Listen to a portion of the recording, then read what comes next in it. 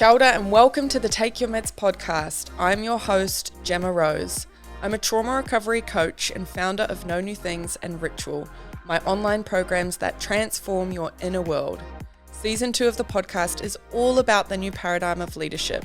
I've called in some pretty extraordinary millennials to chat this through esoteric, philosophical, spiritual, indigenous, and creative lenses to shift your mindset. Let's go.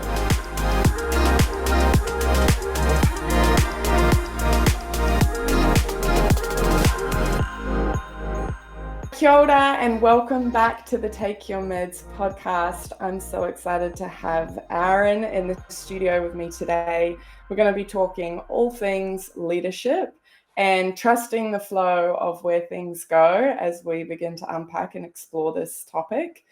I met Aaron a couple of years ago now in my work with Seed Waikato, and Aaron is unlike anyone I've really met. He's got a powerful gift of speaking in a way that helps us make sense of the human experience and calls us forward into what God really has for us. And I love that. So Aaron is one of the Kaitiaki that lead Te Rautini Church, an incredible place where, how would I describe being at church? It's like so homely and so welcoming, so inviting, but so real and so authentic. So shout out to Rautini. If you're in Kirikiriroa, Hamilton, definitely go check it out.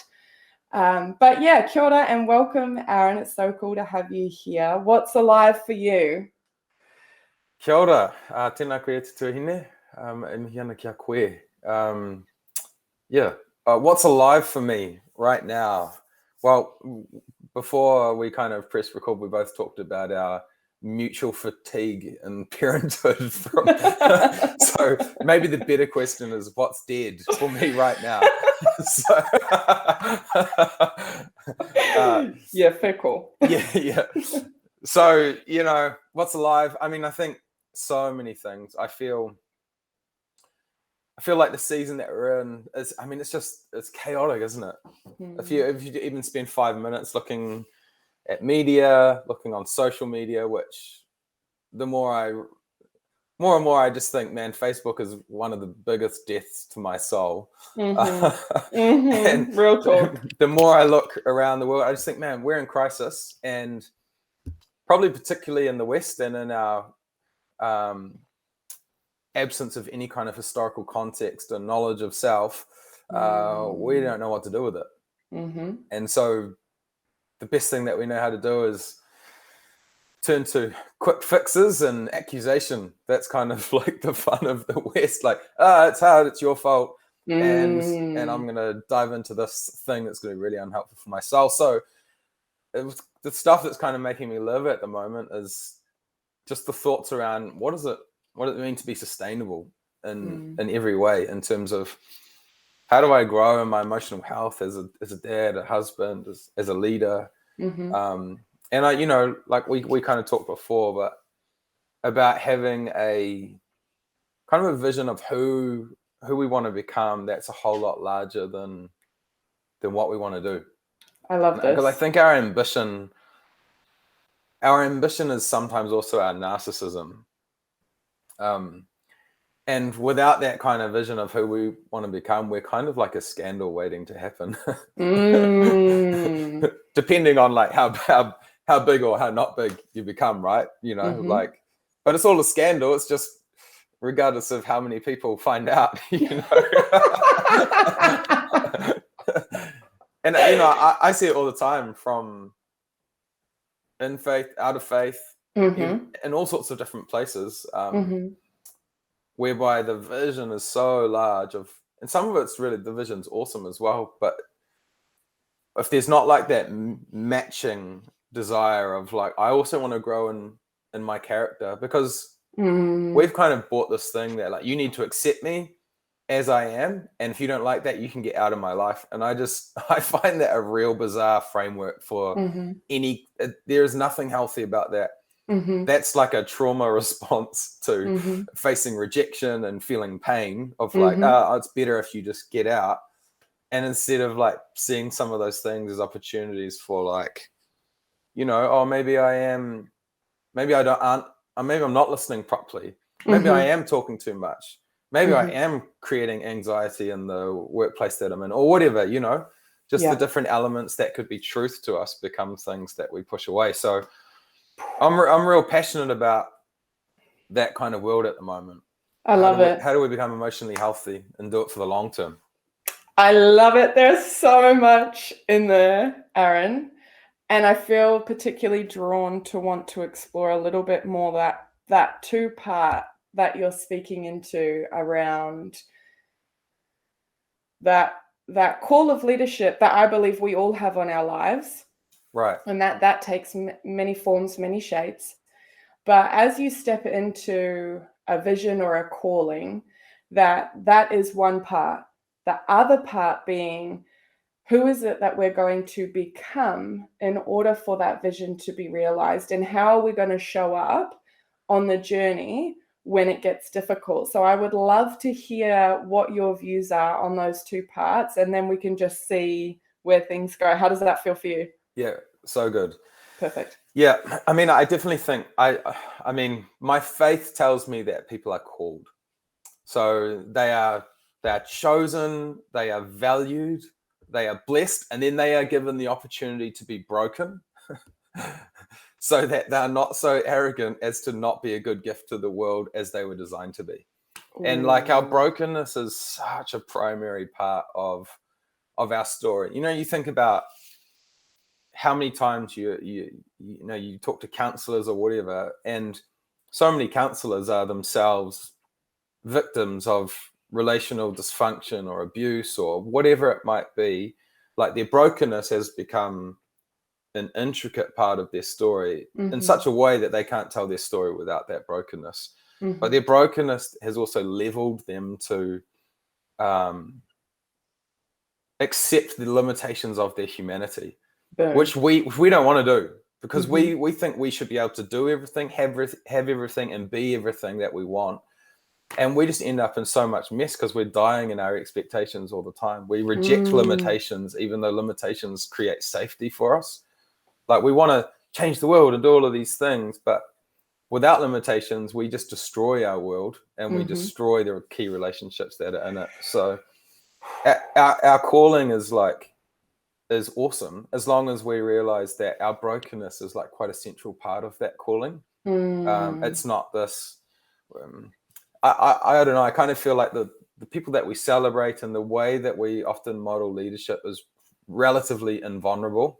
It's quite triumphalistic, and it's a little bit blame gamey as well in terms of, if you're not on board, then you're no one. And so what we end up with is a whole lot of people with a whole lot of causes who are really alone and can't quite figure out why they're alone over and over and over and over again. Oh, awesome. We connect with someone, we get in really close, 2 years later, it's over, you know? And so, yeah, there is that definite thing around calling. And what was the second part that you brought up again? The second part being about who you be and then how you respond to the call, how you respond to the vision the vision.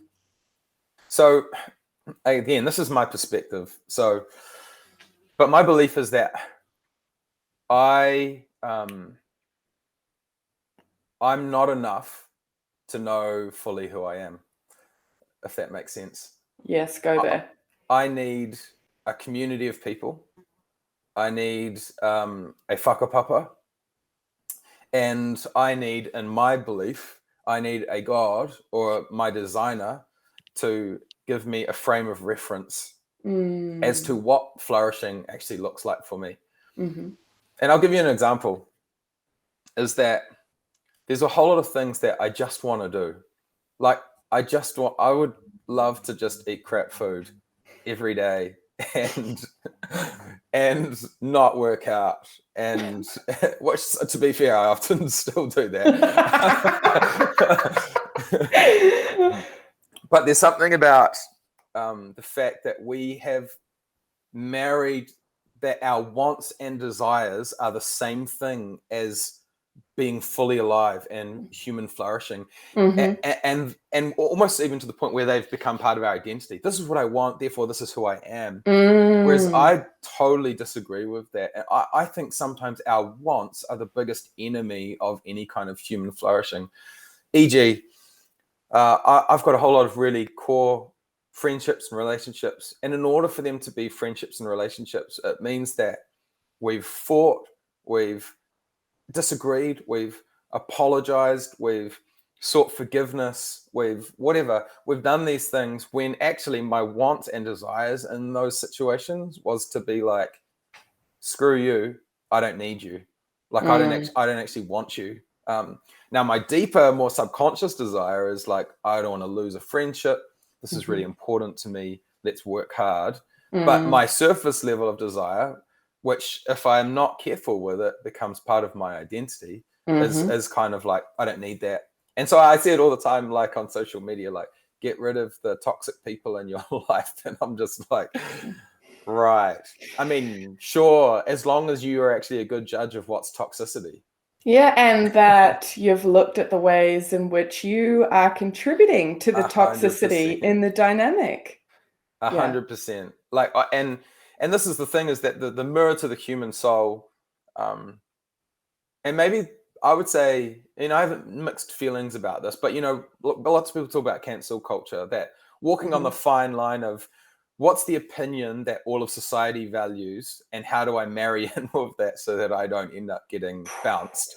But within that cancel culture kind of reality, there's part of it that's, I don't know, I feel levels of despair that there's so little looking in the mirror, so little using, having deep relationships and allowing people to correct us and confront us, that the only thing that we can turn to is kind of destroying other people.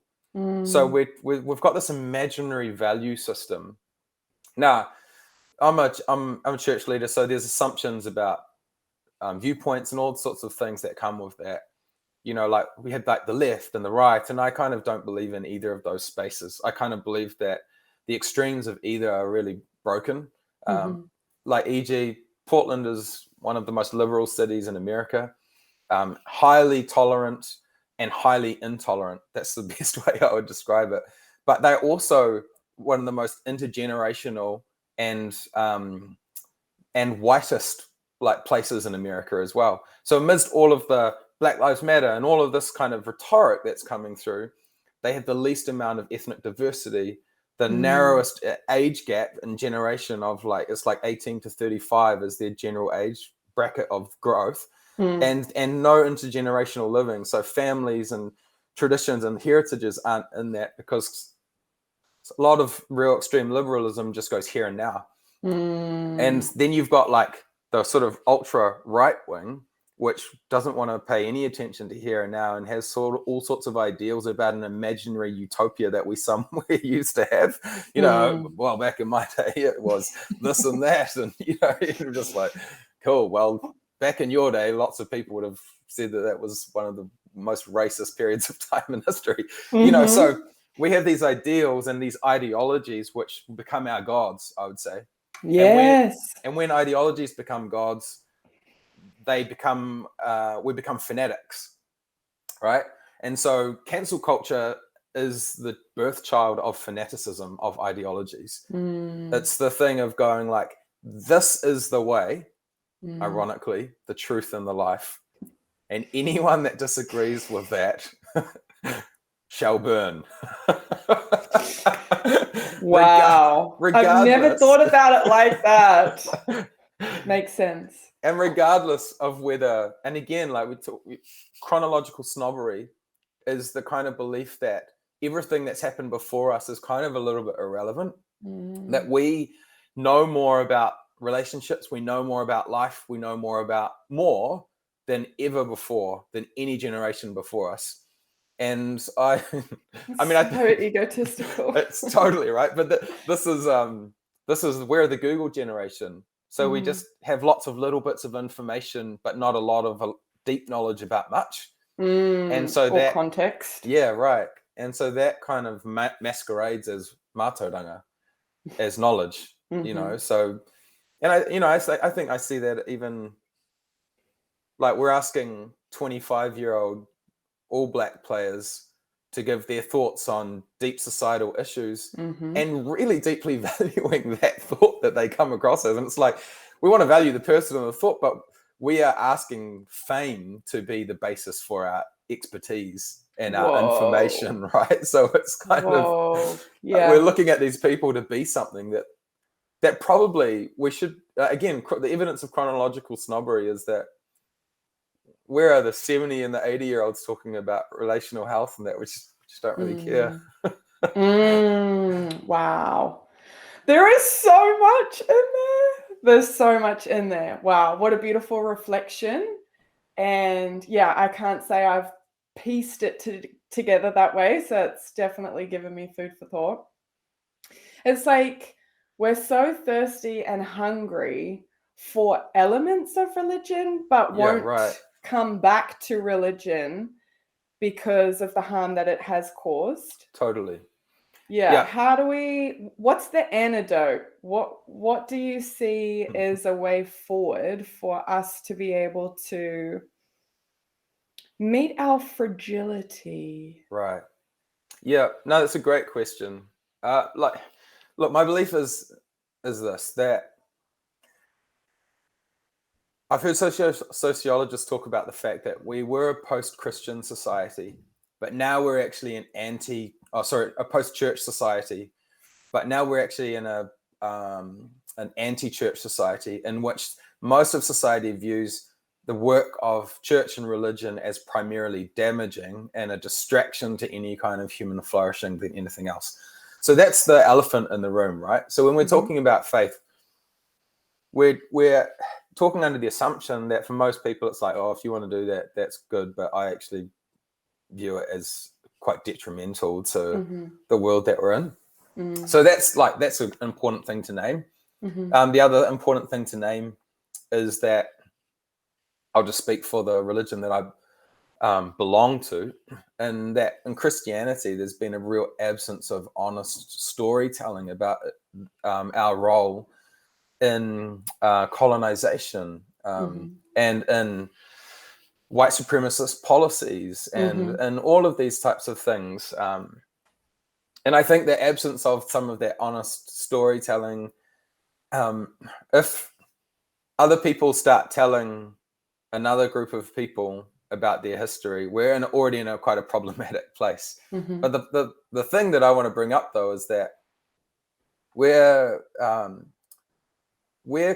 Christianity causes diminishing, that's not actually Christianity, that's Christendom.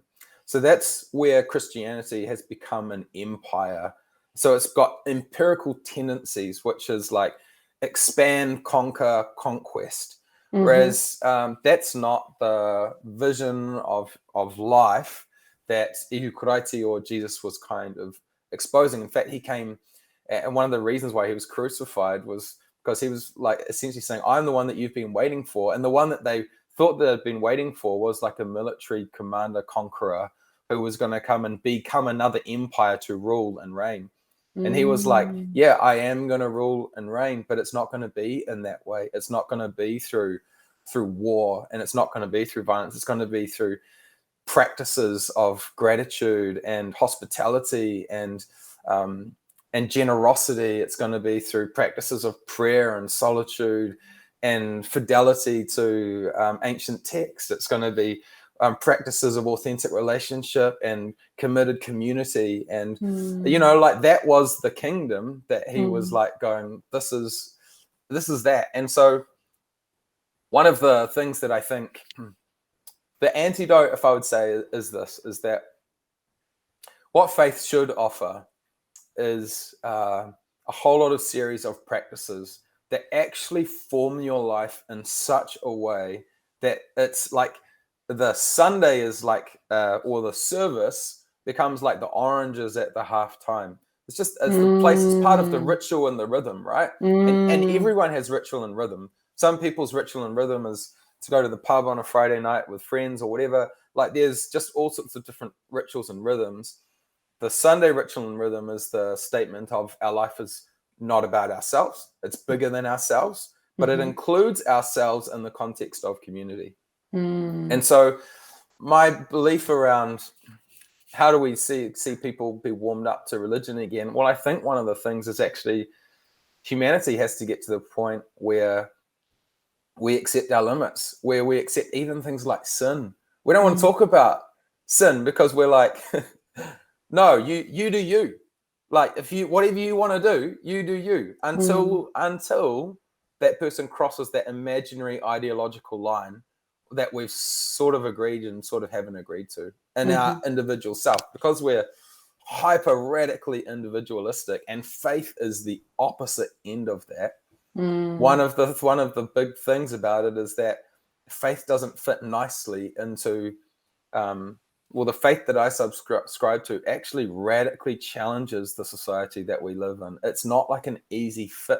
And I think we're always looking for an easy fit. Like I find the right gym and I'm going to turn up the right classes and then I'm going to get there. Whereas this is like, we want you to reorientate your entire life around these principles, around so that it's not just some kind of addition, but actually the stuff that's going to help you become less offended, the relational accountability that's going to help you see yourself and see others, but also help you feel like you can love yourself when you've done crap. Because for all of the self-love stuff that we talk about, I think we deal with more self-hatred than ever before. So explain that to me, right? Yeah, I totally agree. Those relationships are containers for our growth. And what it is that we're judging and criticizing and shaming and blaming in others sometimes is a reflection of a part of ourselves that we haven't yet seen and given love to. And so it becomes so much easier to create distance between ourselves and that person rather than to sit in the stillness and get to know who we really are. Right. And like historically, we come from tribal realities. Every people group comes from tribal realities. When you've got beef, where do you go? You can't just go like, well, I'm joining another tribe. Like, well, you can't. It doesn't go like that. But now we've got to I'll pick and choose. And now there's benefits of that because it allows people to escape certain spaces that are really harmful. That's it. Which is great. But the other problem of that is that's also resulted in a profound unfaithfulness to relationship. Just even at a friendship level, right? Like there is a deep sense of like, if there is something or someone better, you better know that I'm gonna take it. It's like we're conditioned to consume. And I listened to someone say the other day, I was talking to a friend, and they'd met with a group of people for years and years and years and years. And I said, bro, are you still meeting with them? No, I just felt like I'd done all the growing that I could. And I just thought, what a shame. What a shame that your viewpoint of these people that you've shared thousands of hours with was, and when they stop giving me something that I want, I'm done with them. Like a can of Coke or something that you finish and you throw in the bin. And so instead of like faithfulness to people, what we actually end up with is faithfulness to ideas. And as soon as though we disagree with ideas, or as soon as we outgrow ideas, we need to find the next idea that kind of promotes something.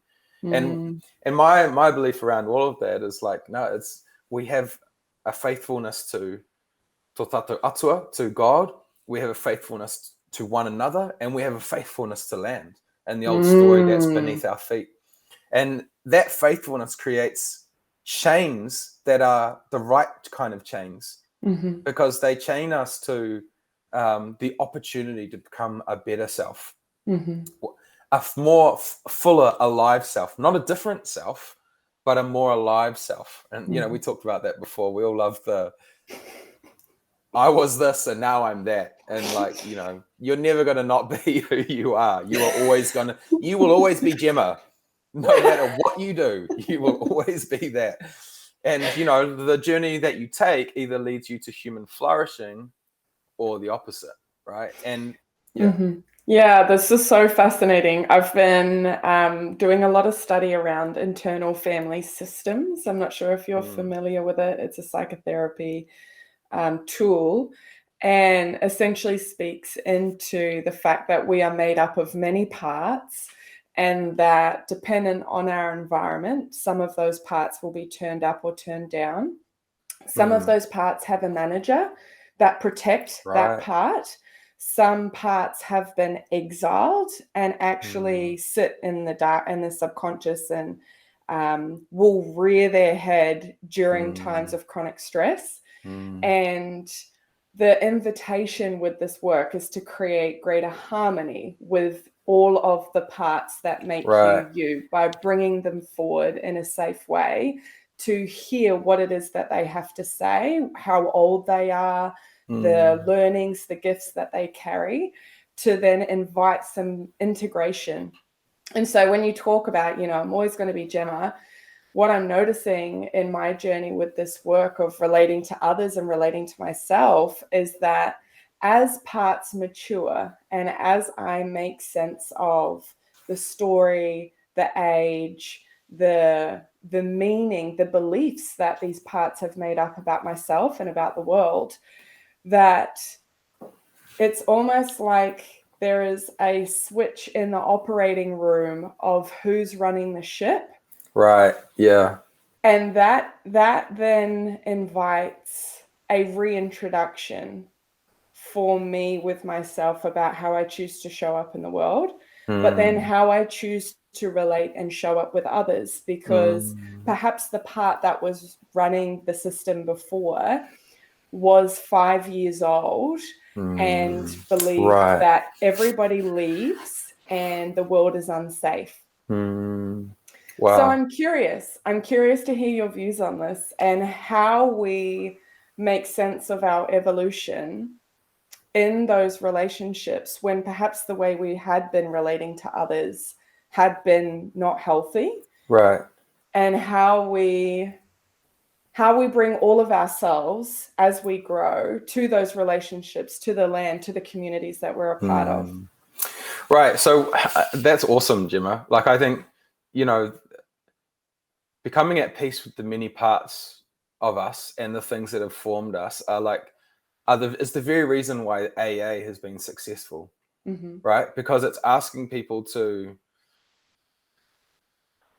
just become completely honest with themselves and go, this is who I am also. Like, I am a really good leader, and I am also whatever A, B, C, and D that could be, right?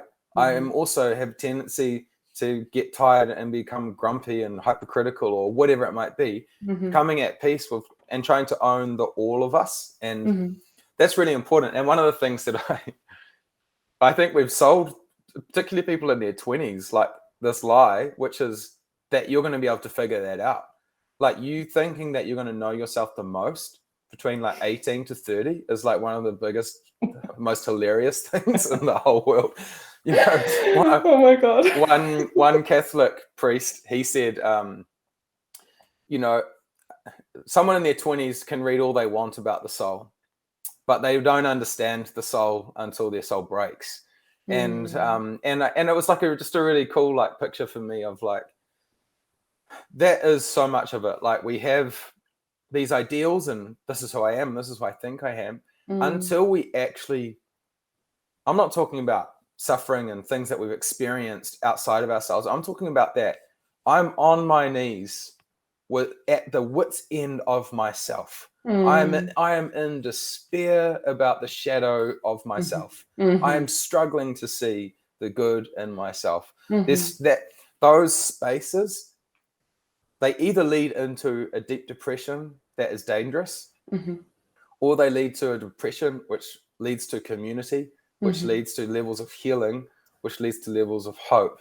And then from out of that honest telling of that story, it becomes so much different. Because again, like I said, the way we frame our identity is around wants and desires. But I think we've got all of our wants and desires really wrong. So they're quite surface level things and immediate needs versus the need for safety, the need for community, the need to belong, to feel loved, some of those types of things. And so our true self is often like this really confrontational, if the world kind of attitude. It's like, who are you fighting? Who am I fighting in this? Like, it's just me and my imagination about what everyone else is saying. Stuff you guys. I don't care what anyone thinks. It's like, bro, no one said anything. Just breathe. And the ownership of our shadow is the ownership of our insecurity, the ownership of our brokenness, the ownership of, and honestly, whether you've had an amazing childhood like me, or whether you've had a really traumatic one, you will be broken some way, shape, or form. God will allow you to be broken because there's just not a lot he can do with you and your ideals. He can love you.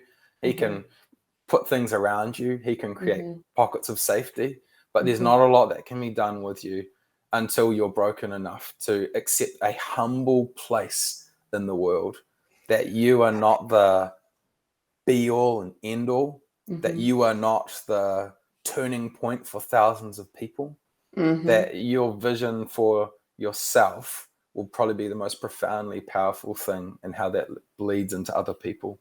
Because if you have a deep vision for yourself, then you've got this way of being, which is like, it's not all about what we do.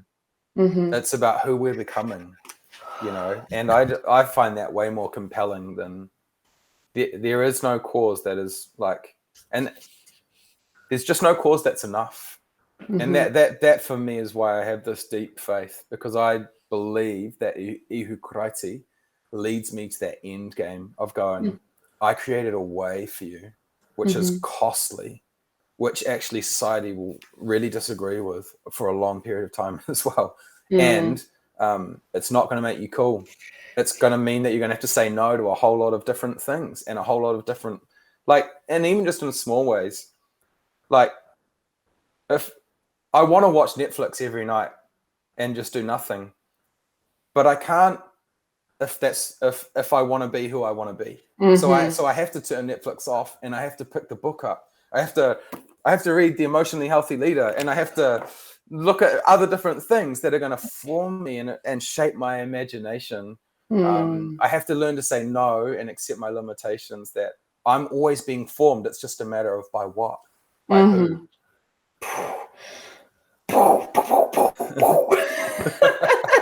So many things are going on for me. This is so good. Okay. I feel like I want to explore how you craft that vision in collaboration with the framework that has been given in the ancient texts. Right. I'm also curious about how we meet our fragility, how we meet our brokenness in the context of what you've been speaking into. Yep.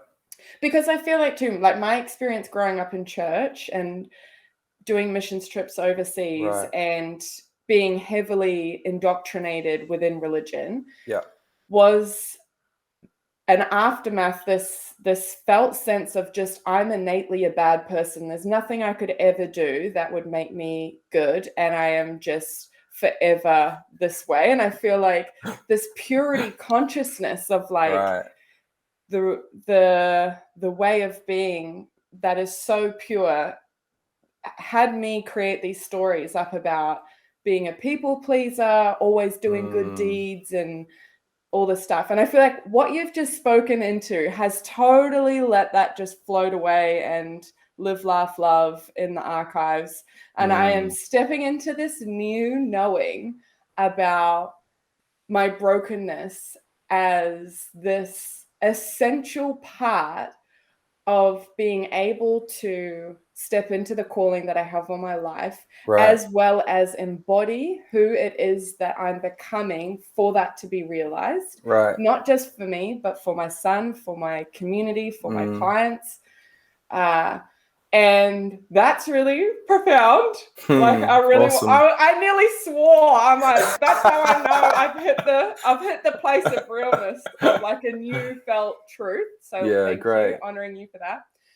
And then to the vision. Can we talk into the vision and to the let's start there. Around the vision? Yeah, how to craft a vision. Yeah, great. As well as how to have a framework around what it is that we're going to embody in the pursuit of that vision. Yeah. So I think one of the first things to do is write it down or say it out loud, but go, I have been deeply formed by a Western popular culture, secular vision of humanity, which is profoundly ahistorical. And so it's kind of going, there's a lot of stuff that's already speaking. And, you know, even in terms of like that so many people have that experience in church, like I'm really bad and all of these things. But actually what the invitation for Jesus was come be with me. Let me show you how much I love you.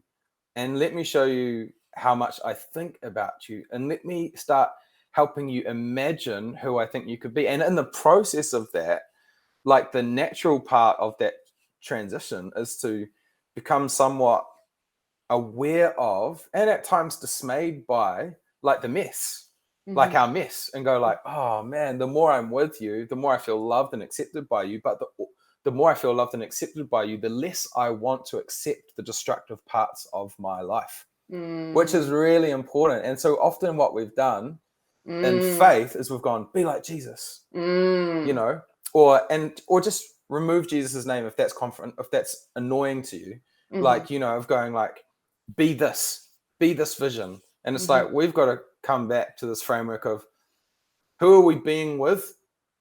Because often like what we are looking for or what we're chasing after are usually the gifts that are really impressive.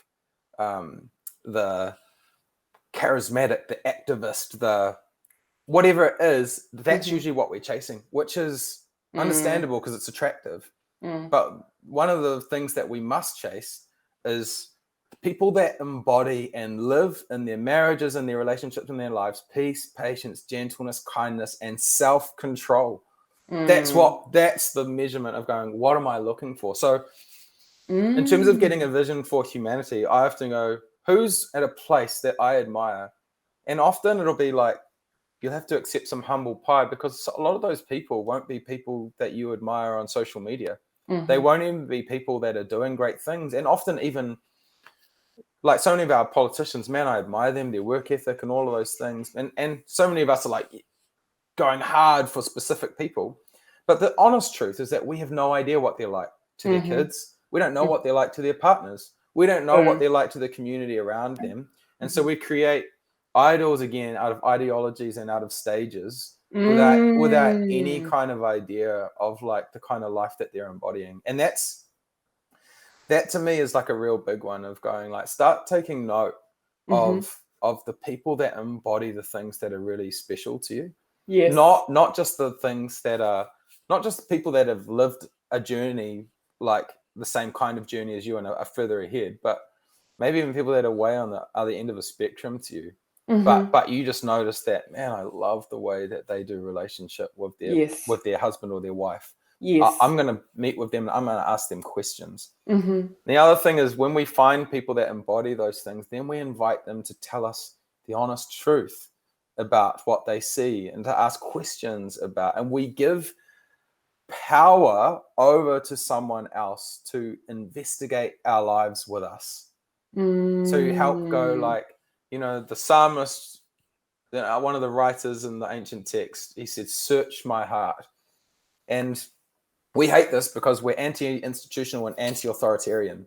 So don't you dare tell me what to do because I'm going to figure that out. Well, I go, I'm so grateful that I've had people tell me what to do at different points in my life. Oh, yeah. Because I've needed that so much. So bad. Yeah. I need those limitations. I don't want to figure it out by myself. Like I'm just not good enough in any part of my life to be able to do that. Oh, I love this. Yeah. And so it's the invitation of going, like, we often go, yeah, community, community, community. I'm like, okay, well, how many people actually know you?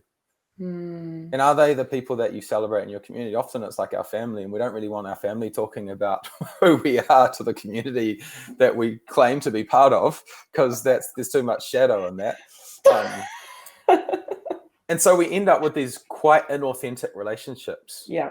And what they're based on is fluff, really, upon like being good with one another as soon as that goes. So coming back to the vision for yourself, finding the people that embody those deeper values, the peace, patience, gentleness, kindness, self-control. Like, there's people that have done amazing things, but I also look at them and I go, but the fruit of your life, like, what's the aftermath? Not just like they did a really good thing, but what's behind them? What's the trail? That's like, it. And I think as soon as we start doing it, we're going to actually start looking at things really differently, because then we're going, it matters more about who you are than what you do. And I might not even agree with some of your values, but I can't disagree with some of the fruit, which is, the fruit is kind of like it's the ultimate crusher of any argument, because it's like the consequence of their values either leads to flourishing or diminishing. And so it's really confronting for us if we're like, well, I don't agree with that value or that idea, but then we see the consequences, the outcome of that is human flourishing. So then we're left going like, well, trying to make it add up. Well, I can't be wrong. so there's no, that. I've done enough growing here. I think I'm going to move on. Yeah, right. That's that, which would be a classic individualist stance, right? Like, I'm good, you do you, I'll do me, we'll all be one profoundly unhappy, not real family. Yeah, and so, it's so good. So when it comes to the ancient text, there's a thing that Saint Benedictine, he came up with called a rule of life. And rule of life, it kind of means a trellis, but it was basically looking at the idea that for human flourishing to be real, there were like these categories of things that had to be reflected in your schedule. Your schedule is the greatest indicator of what you value, not what you say, nothing else. Your schedule tells all the story that anyone needs to know. So if you want to invite someone into your life, just write down your rhythms and give it to them on a piece of paper, and that'll be the truth about you. Not like what you're hoping to do, but just where you're at. And so, as part of this rule of life, they've got these things. They've looked at the life of Ihu Karaiti and saw these things about abiding. There was time away from the crowd. There was time of silence.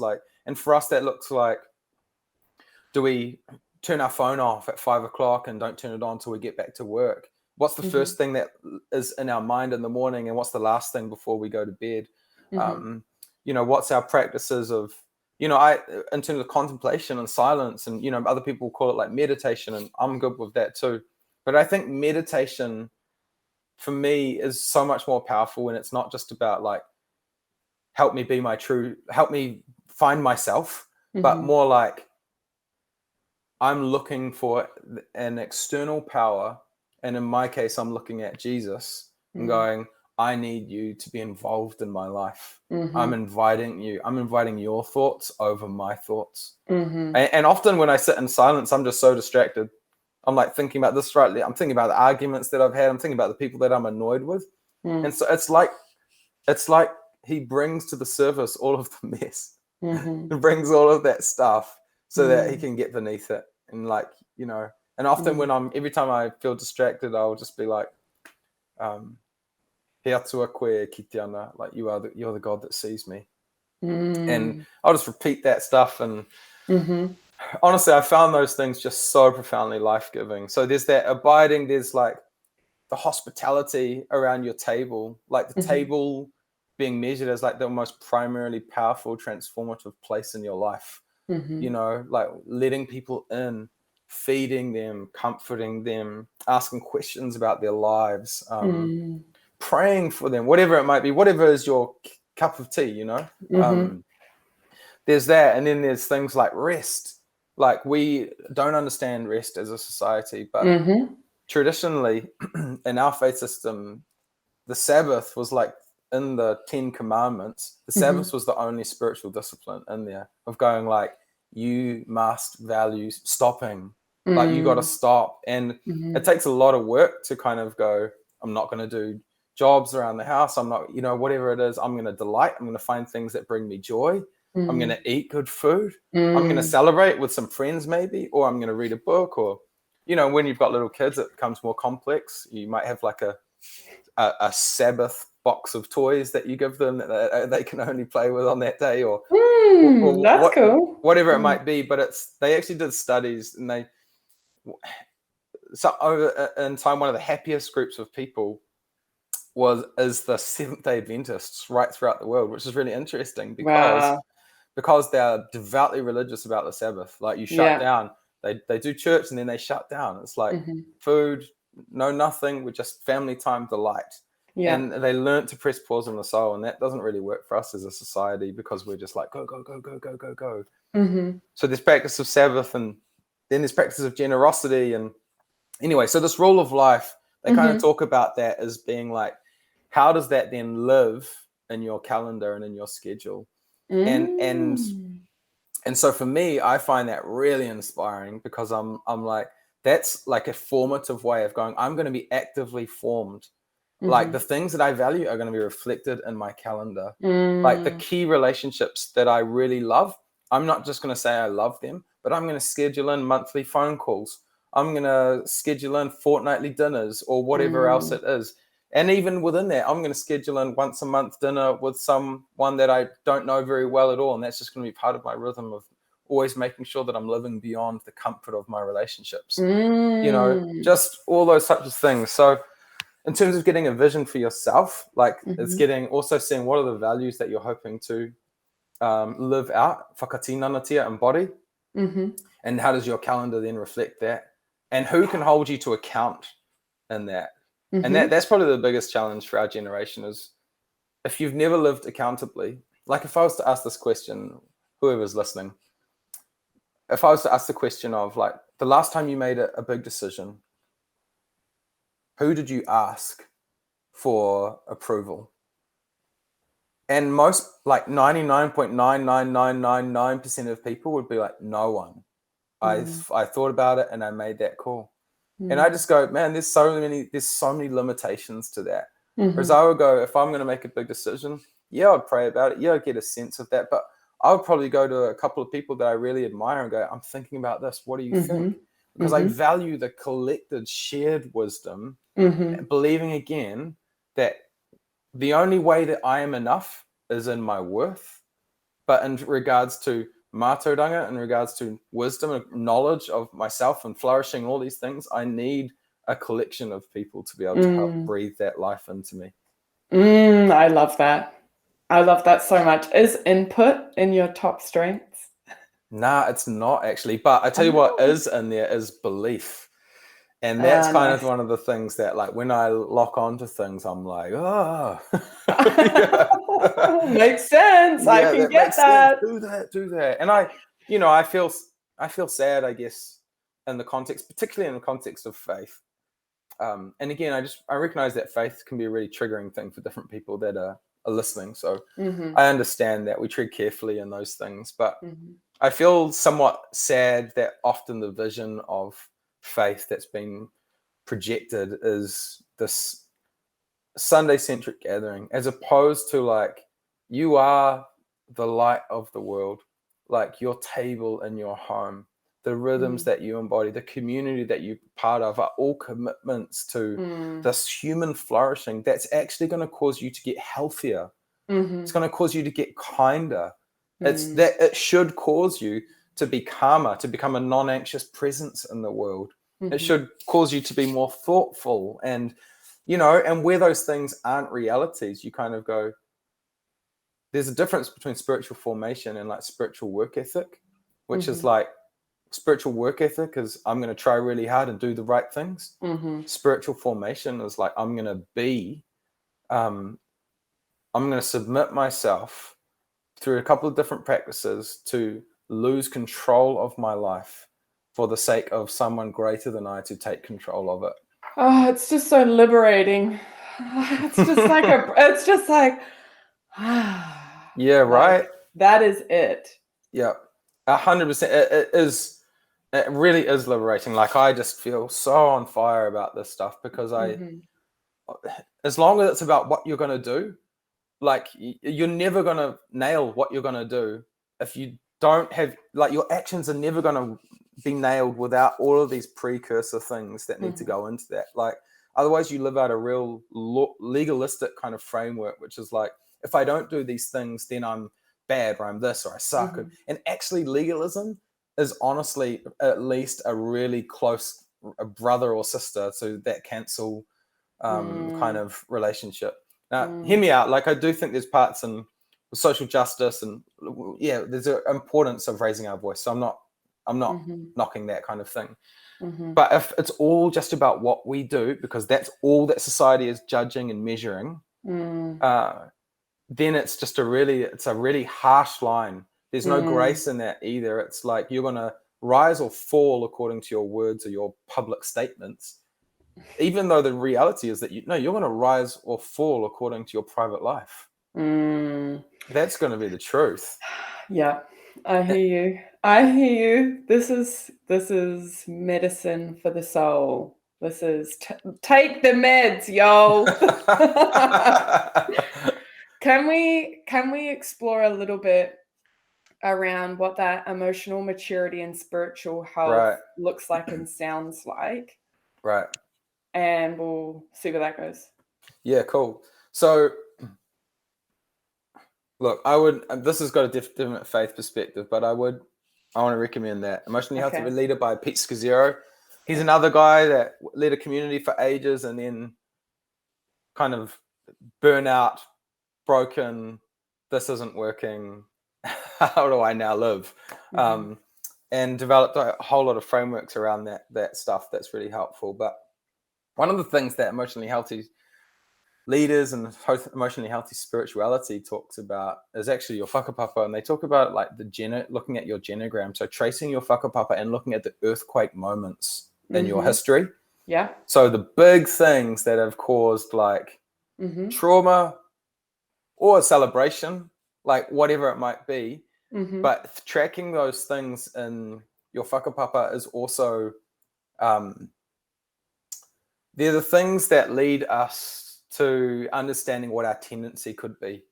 So knowing that whatever's happened if you've got a like example you said in your earlier about having feeling like people will leave, like that undercurrent thought process, right? Like people are going to leave. And so knowing that tendency means that you would also know in yourself that there would also be a tendency of I want to leave. Yeah. And so like knowing the genogram is part of that. So that's part of emotionally healthy leadership, of going and let's just get rid of leadership. This is all about emotional health. But being emotionally healthy is living in awareness, and you can't live in awareness without history, both in the long term that's before you and also in the short term that directly affects you. Well, all of it directly affects us, but I mean, there's a big scope of history, thousands of years old, which is worth looking at. And then there's also like the our whakapapa history, which has got those earthquake moments that affect us. And so that's one of the big things, is going, what are my tendencies? Again, that's the shadow stuff. And I got restorative and strength finder, so I always lean towards brokenness. Yeah, same. So within all of that, it is finding like, where am I likely to position myself? Like when I feel rejected, what is my tendency? Like what has my whakapapa taught me? And I don't mean just like good, like, but what have people embodied terribly for generations about what to do with, like, for example, I heard a story about a guy who was in like a course that was about emotional health, and he would ask these questions, but be so long-winded about the questions. And the facilitator goes, why do you feel like you need to talk for so long when you ask the questions? It's like real, like, awkward, like in front of a whole bunch of people. And he paused and he went, because when I was 7, I asked my dad a question, a quick question and he punched me in the mouth for not being articulate. And so like from then on, I felt this need to over-articulate. And, you know, you have these things like that unless we're aware of those things actually create separation in our lives, and they hurt our relationships unless there's like a level of awareness. Wow. So emotionally healthy spirituality is around I won't even add a number, but one of the things is around pace of life.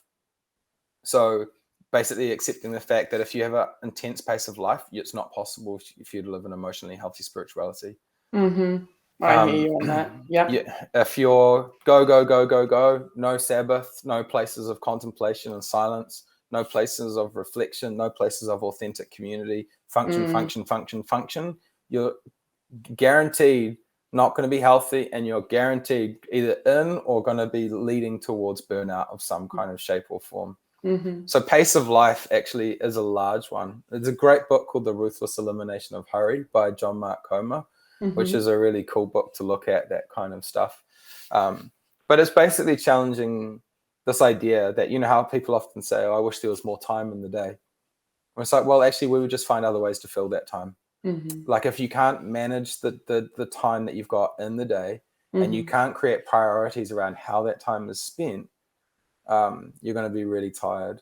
And so instead of going like my job is my life, I go, I'm deeply committed to the vocational call that I've got. And for 7 or 8 hours or 9 hours a day, I'm going to give myself to that vocational call in every way that I can.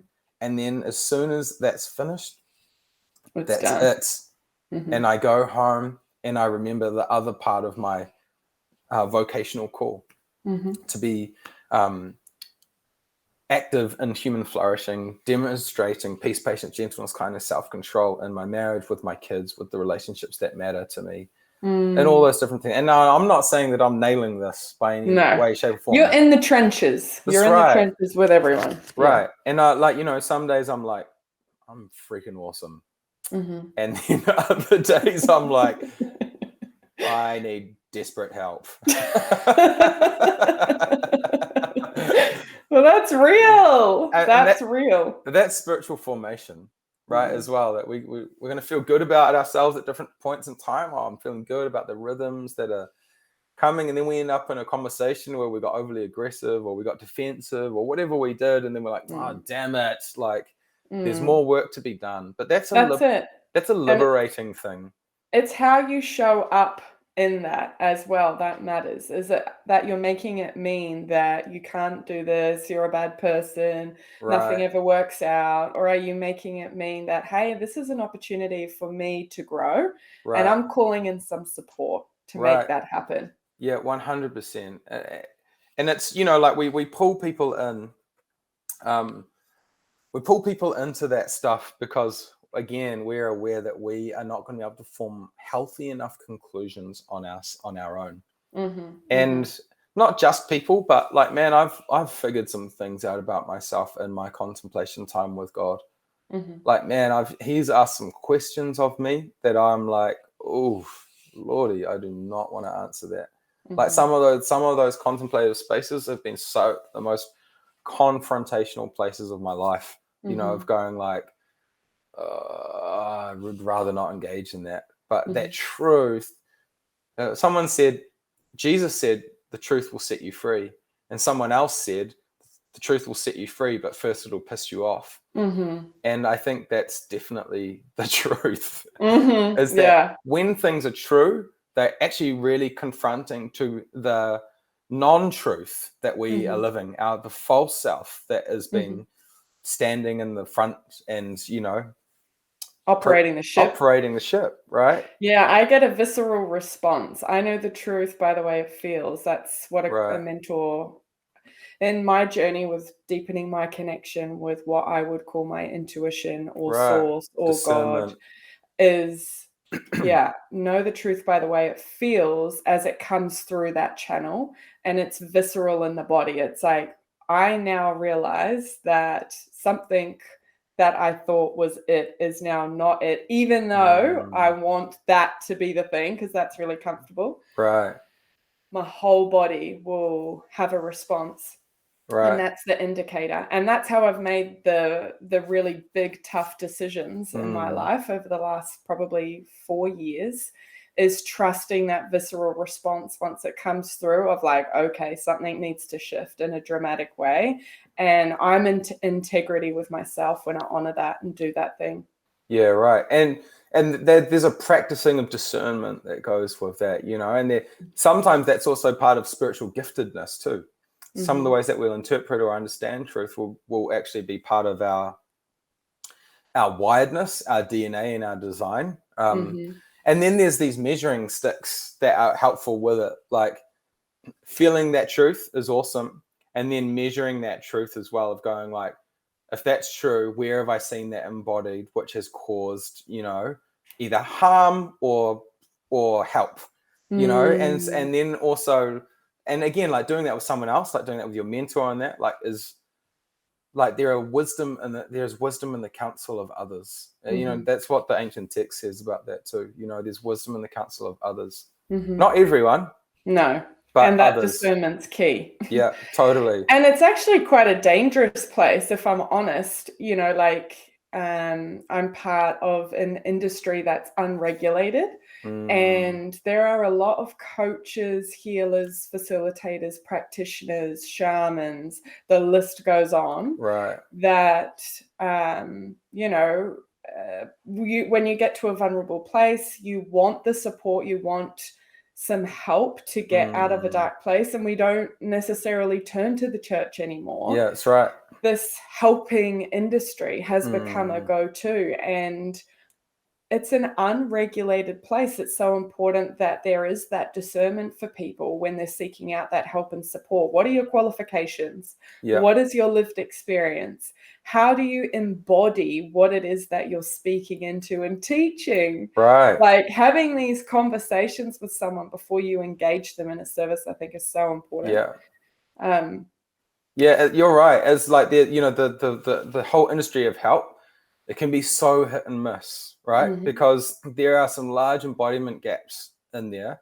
And then there's also like, we often turn to different places and spaces because of ideological preferences again. You know, like we believe the same things or similar things, therefore that's going to be a source of wisdom. And that's just not the case, right? Like we could believe the same things about anything, but that doesn't mean like, you know, like we could like the same food, but if you turn to me and go, you know, we both like Vietnamese food or whatever, can you tell me about like the depths of this? I couldn't do that. You know, it would be a mistake to assume the wisdom and all of that stuff, or the knowledge that's going to come with that. And I think one of the things that, you know, I'm a big ICA counselor, a spiritual director, all of that stuff. I'm a big advocate for it, but finding the right person is half the battle. Oh yeah. Yeah. Because it's super dangerous. Like it can be really dangerous to open yourself up. And especially because we are a consumer culture. So we're viewing so many of these helps as like, how can I consume something and make things right? Whereas like actually the faith journey is like, how can I enter into a relationship with someone else and who's going to collectively help me embody human flourishing and become aware of the stuff that's human diminishing. Yes. You know, which is really different. It's like it's not a here's some money, do your thing, man, fix me. Yeah, and I feel like, you know, even with some of my work and some of the work that I've engaged in is like this perception that this silver bullet 8-week program is going to solve 30 years of patterns and conditionings and ways of being. And it's like, really, I feel a sense of responsibility, around how what I do is framed as part of a journey. Right. That this is not the silver bullet. Right. That this is going to be part of many things that are going to support you to move into a deeper alignment of what is true in your essence, what it is that you're here to do, how it is that you're being called to show up. But it's definitely not the silver bullet, but we want that. And I can say guilty as charged. Right. Have bought a program before thinking like in 6 weeks, you and me both. And it's not true. And I feel like, you know, our instant gratification culture with Uber Eats and just Netflix, everything's so instant. We think it applies in this help industry, and it doesn't. And it doesn't. And this is one of the reasons why fasting is actually real important. If you even just remove some of the spiritual parts of it, but fasting teaches your body that having exactly what it wants is not the best thing for your body at all times, which has huge like soul ramifications, right? Because it's like teaching yourself that what we want at every turn is actually not health for us is like really significant. And so, you know, these quick fixes or silver bullets. I mean, I see that with, you know, like reconciliation stuff around Te Māori and like non-Māori, primarily Pākehā, that cause injury and have caused injury and continue to cause injury. Is like, because there's not a posture of reconciliation, which is an eternal posture. It's like, we just want moments. Right? So let's have we'll really have a really apologetic day. We'll have an apology day. We'll make a couple announcements here and there. We'll do these little things, but when it's posture, it's like all of life. How am I continually leaning into reconciliation every day? As a way of being. Right. And that could take you your whole life. And the only way that you'd actually be able to say that you embodied that is if you lived close enough to people who were able to call you out on stuff as well. And it's the same thing, right? With all of our life, if we don't live close enough for people to touch, feel, know us, like we're going to be left with moments thinking that they're going to fix things. I had a really amazing counseling session, silver bullet. Not silver bullet, but potentially really helpful moment. Boom. But it's like they're really different things of going like, again, what's the vision for yourself? Who are you when you're 80? Like, tell me about yourself when you're 80. What kind of person are you? What kind of friend are you? What kind of presence are you in the spaces that you're in? And run away from what society is telling as a whole around like what a good person is. Because I just think it's chronological snobbery. I don't trust like 50 years worth of philosophy or whatever to or even 200 years worth of philosophy to be all of a sudden now the absolute truth on what good is. And, you know, I've gone like, oh man, I want to be a non-anxious presence. I want to be someone that if I get hurt or upset, that I am confronting that hurt and that feeling, you know, either in myself and with someone that I trust or with that person and going, hey, this has hurt me. Let's get back to right relationship. And like, I see that all the time. I see people that I think, you are freaking incredible. Like the things that you are doing are remarkable. And yet your life is a candle that is burning out because you don't operate in any forms of emotional health. And so the gift to the world that you are is going to be profoundly limited because scandal will follow you because you don't have emotionally healthy practices. Yeah, I hear you. And I feel like I kind of want to mention just a little bit of my journey because I feel like you just keep speaking to it. Cool. Go. Please go. I can just hear the soft, gentle whisper. Awesome. And speak your truth. Good. You know, so for me, spending 5 or 6 years working in a space of organizing for social change, over those 5-6 years, we brought to life 12 different community-led projects spanning research, political advocacy.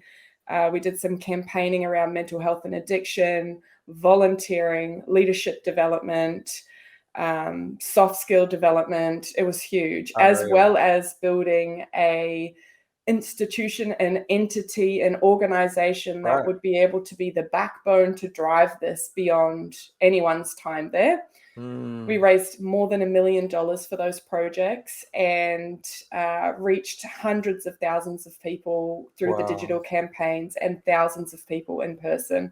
And it was a remarkable journey. Like I learned so much and met some of the coolest people ever that I now call awesome friends. I know that the impact and hearing the stories of change, of what it really meant to be part of this, was transformational, in particular for young people that had come here from other countries or who were part of the mental health community, or those young guns who had never seen themselves as a leader, never seen their gifts, and being able to powerfully claim them and be part of something bigger. And I feel incredibly proud of the work that was done there.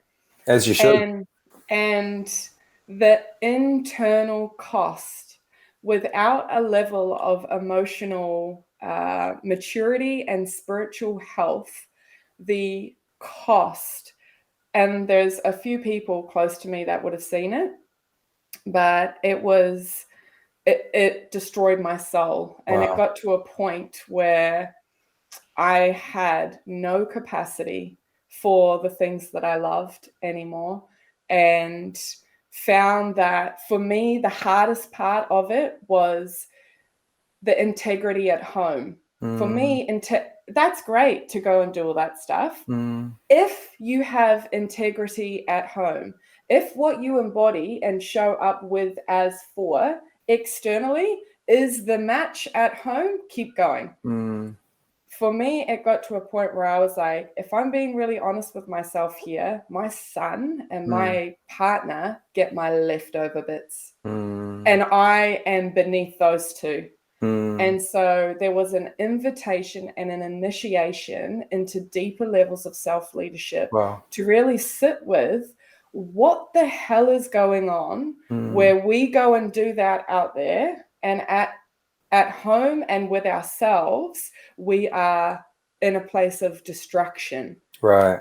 And it has been a journey over the last 2 years to really come back into connection with what has been simmering beneath the surface for years, which is my childhood trauma, which is life traumas, which is the traumas that have been passed down across generations, which has been being a highly sensitive person with no skills, tools, or resources to manage what it is that I am and how I feel and perceive and sense and engage in the world. And so what's taken place over the last couple of years has been a devotion to stillness, to sit and be with all that has been simmering beneath the surface, naming it, and going on a healing journey to really be able to process not just the beliefs and the stories, but also the emotional charge that sits within my body and sat within my body,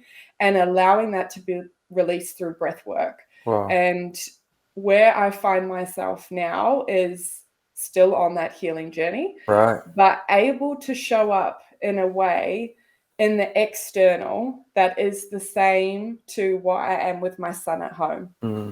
And I don't always get it right, and I'm in the trenches. I'm not gonna lie, this morning I was just like, Malachi, please, my darling, here is YouTube for 10 minutes so Mummy can go and ground on the earth. because it's gonna be lifelong. But for me, that's what this season of leadership has called. It has called for me to be integrity at home with what it is and how I be in my calling and how I show up. And so I just wanted to speak into that. I wanted to be real, because I feel like you have just spoken into so much that has been alive for me. And I share this in speaking truth into that experience, because I know people have a perception of that. And I feel like it's part of my journey to speak to the shadow and the light of what it is that has been part of my calling so far. That's amazing. That even that you had enough courage to kind of walk away is like a whole nother thing as well, of going like, because the workspace can become our place of like pride, because it's like, well, I feel good about who I am here. Well, it's an identity. Yeah, right. And honestly, Jim, my own story is super similar to that. The last album that we released, the weeks before, I'm pushing around sound gear, just crying, like at the end of myself, going, I don't even care. Like all of this has cost too much. And look, I think there's a level of kindness that is required as well, because I think every leader struggles with imposter syndrome. Like, I project this and I'm doing my absolute best to be totally integrous to that in every part of my life. However, what I think is the bigger value is trajectory.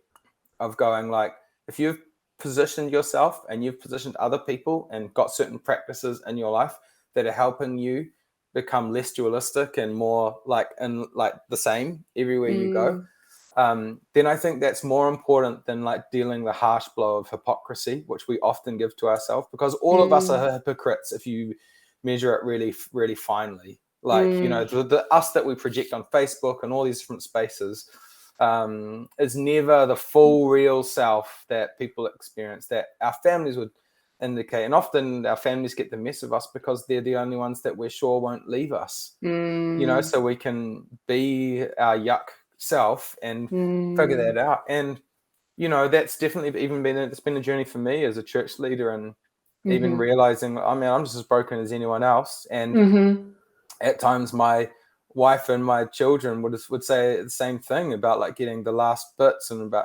grumpiness and all these things that I'm projecting that I embody, and then having these spaces and times where that's not the reality. And then that's where the community comes in, because the people that you trust are going, hey bro, like I'm noticing this. And not only that, but I have a high value for confession. So like I don't live with any secrets in my life. There are none. So they're like I have people that I regularly confess things to, and whether that's what I've been like with my wife, with kids, or with workplace, or whatever it is, just a high Bring value it to the in light. that stuff. Yeah, totally. Wow. And so like I deeply understand that burnout, this cost too much type sensation.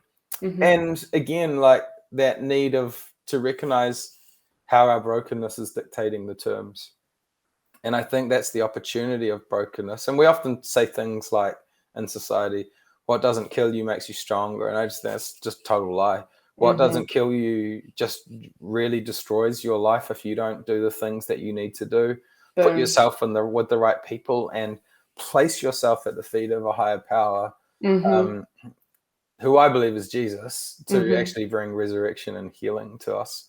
And so one way or another, everyone's going to face that, especially if you're a leader. I think everyone faces that this costs too much type situation, that kind of revelation. And when we get to that point, I think that's like the life's out of kilt. Like I'm at things are out of balance. The practices, the things that are meant to hold me to account are not there. I need to reevaluate, and I need other people to help me reevaluate, because I've got myself into this mess. The mistake would be that I have enough knowledge to get myself out. Yeah, right? and that's the humility.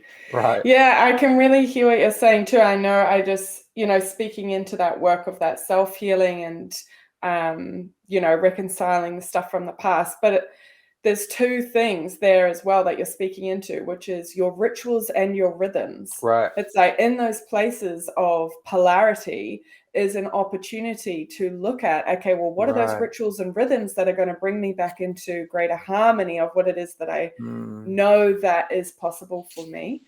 And what does that community piece look like and sound like? And I think as you've been talking, the other thing I realized was that I didn't let people in. I really didn't let people in. There was 2 or 3 people that got let in.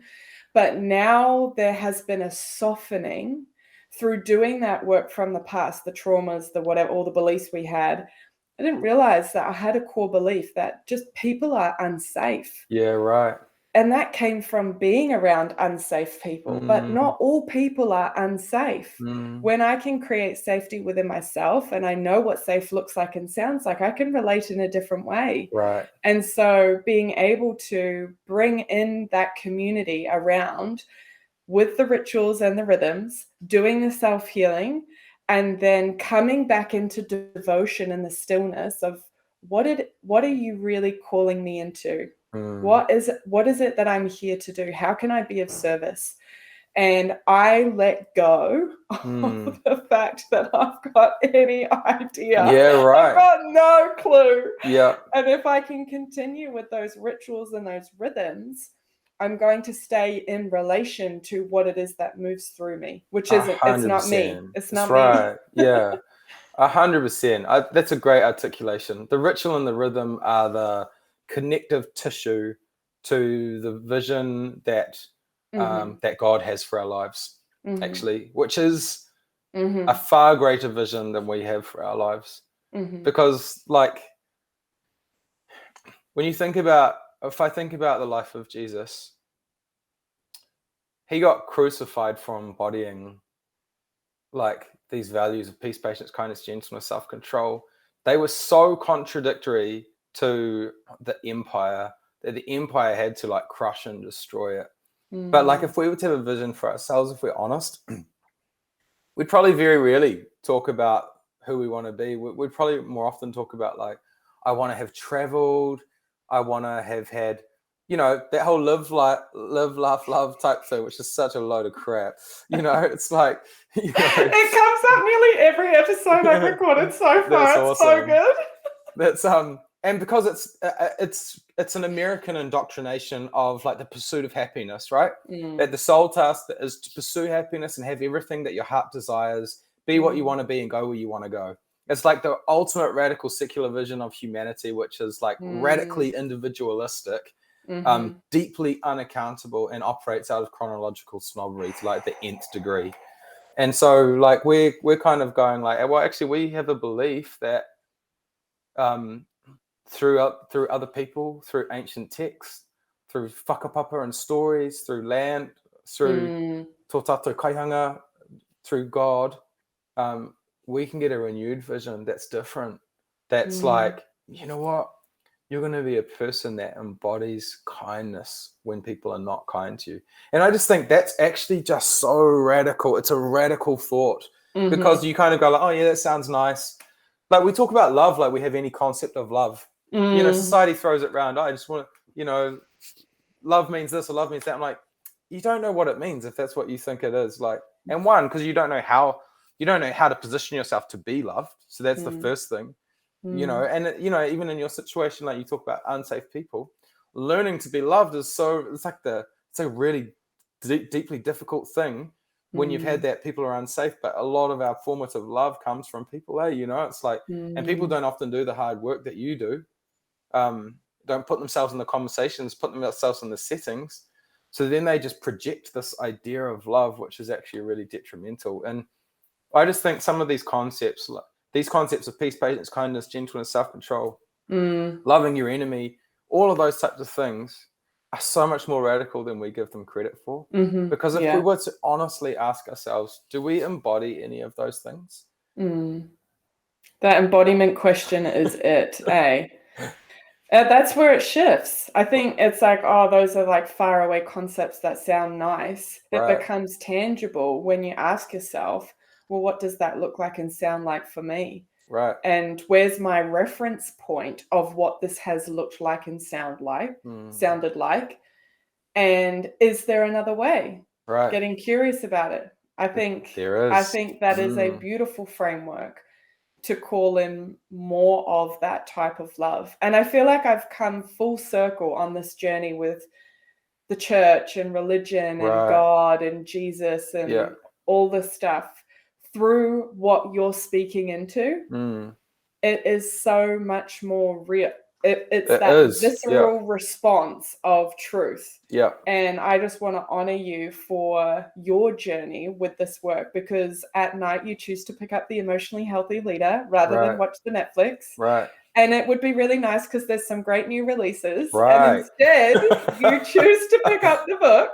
And I just want to honor you for your journey. I mean, you're a millennial with this wealth of wisdom, and that has come from your self-leadership and the community around you and what's been invested into you. And yeah, I just want to say thank you so much for opening up your heart, opening up your mind, and being so generous with the wisdom that you carry.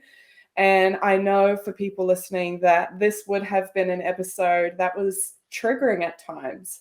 Yeah, good. And I just want to invite a curiosity into that trigger, to spend some time perhaps with a journal and a pen. So good. And just notice, what was triggering about that conversation? What do I believe to be true about what is being said? And is there something else that I might be missing here?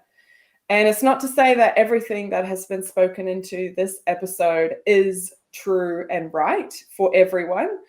it's just an invitation for curiosity. So before we wrap up this episode, is there anything else, Aaron, that you want to speak into, that you feel called to speak into?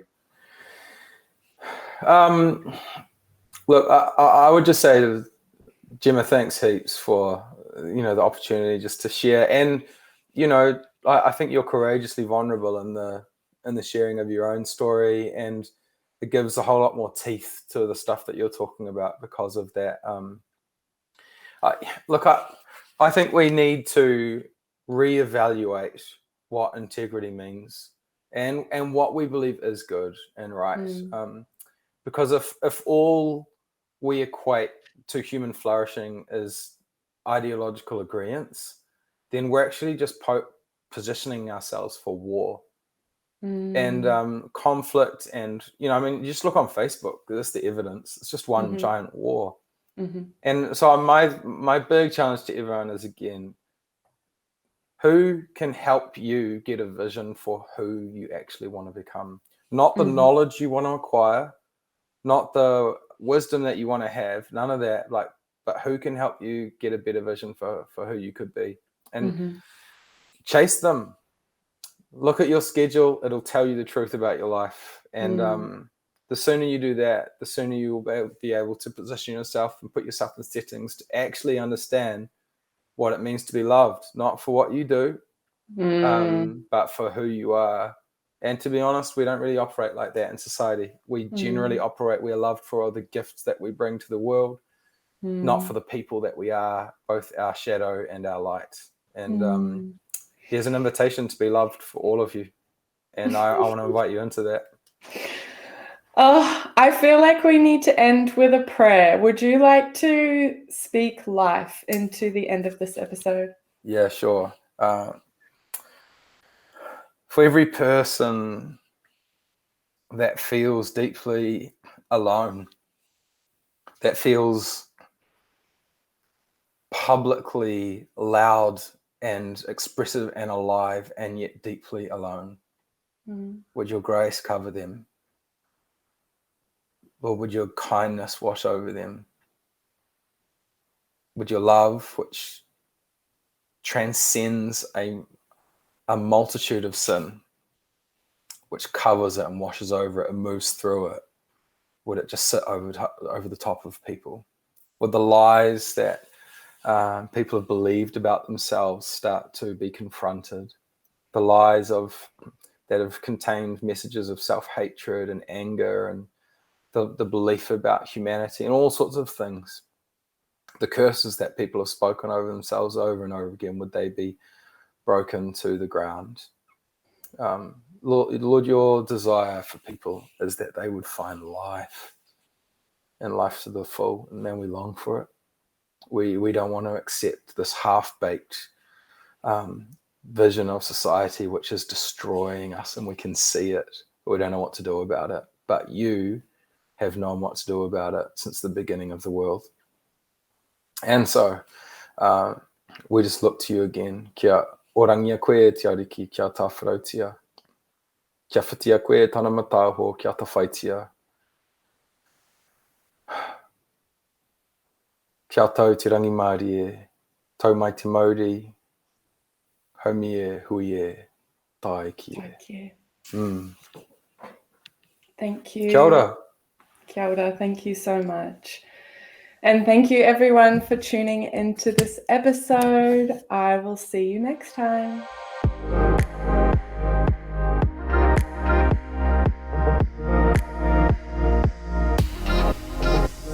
Well, that's it for this episode. Thank you so much for tuning in.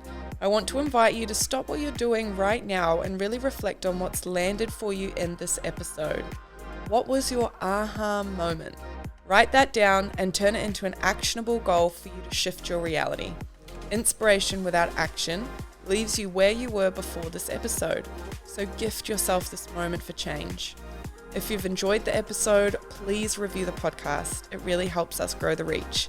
Hit the subscribe button if you haven't already. And if you have a topic you'd like to hear more about, please slide into my DMs on Instagram at @the_Gemma_Rose. See you next time. This podcast is not intended to be a substitute for professional medical advice, diagnosis, or treatment. Always seek the advice of your physician or other qualified health provider with any questions you may have regarding a medical condition.